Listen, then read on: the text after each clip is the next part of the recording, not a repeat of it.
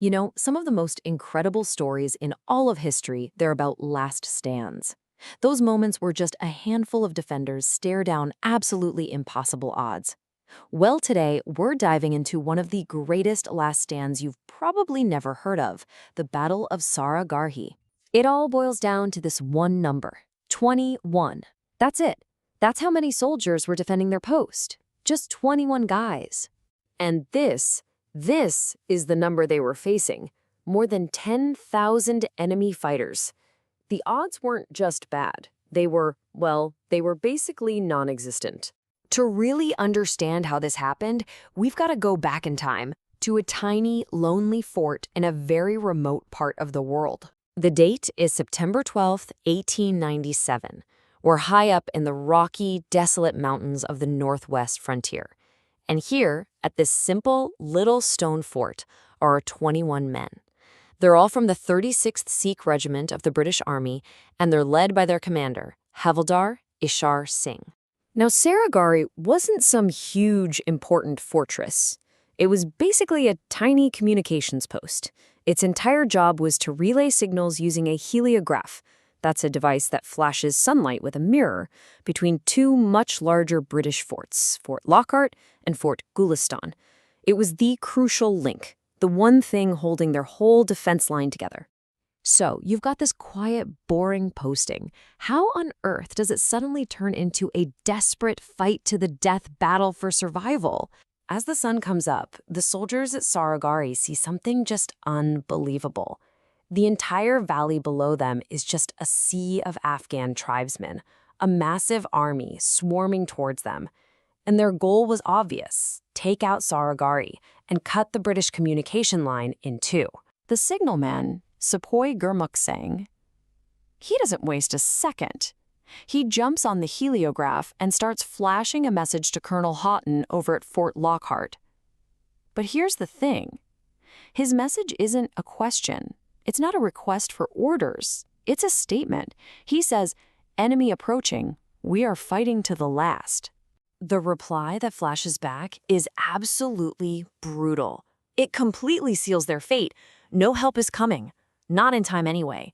They are totally, completely on their own. And their only order? Hold your post. So, that's it. No hope of rescue. Surrender wasn't even a thought. The 21 men took their positions along the walls. The battle for Sara Garhi was on. For hours, the battle is just insane. Wave after wave of tribesmen charge the walls, and every single time, the Sikhs, with this incredible, unwavering discipline, beat them back. Just imagine it, the constant reloading, aiming, and firing, as the bodies of their attackers started to pile up outside the fort. But in the end, the sheer numbers, they were just too much. The attackers finally break through a section of the wall, and in that instant, the entire battle changes. It's no longer a ranged defense. It's a desperate, bloody, hand-to-hand fight inside the fort itself. The commander, Havildar Ishar Singh, who's already been seriously wounded, by the way, he rallies the last of his men. And he leads them in one final, insane charge right into the breach, right into the thick of the enemy. One by one, the Sikh soldiers fall, fighting with a kind of ferocity that just stunned their opponents. And then, the sounds of battle inside the fort start to fade. It's almost over. But the story isn't finished, because one man is still standing. It's the signalman, Sepoy Gurmukh Singh. Think about this.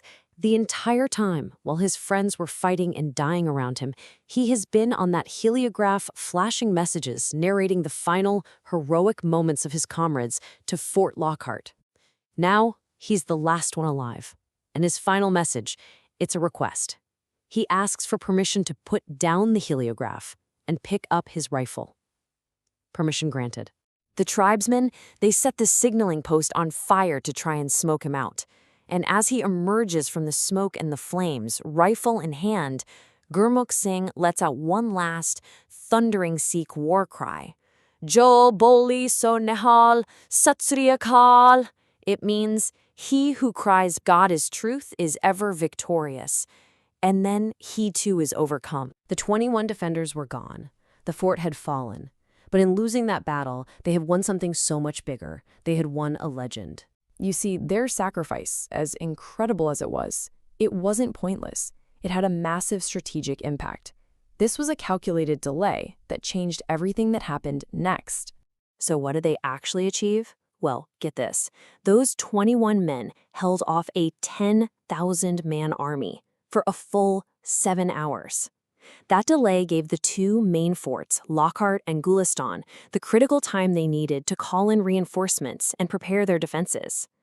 Their stand became this legendary story of courage and duty, one that's still honored and commemorated by both the British and Indian armies to this very day. And all of this leaves us with a really powerful question, doesn't it? The 21 men at Sarigari lost their post, and they lost their lives. But their actions saved their comrades and created this incredible legacy of bravery against truly impossible odds. It really makes you think, when is a battle that is lost actually won?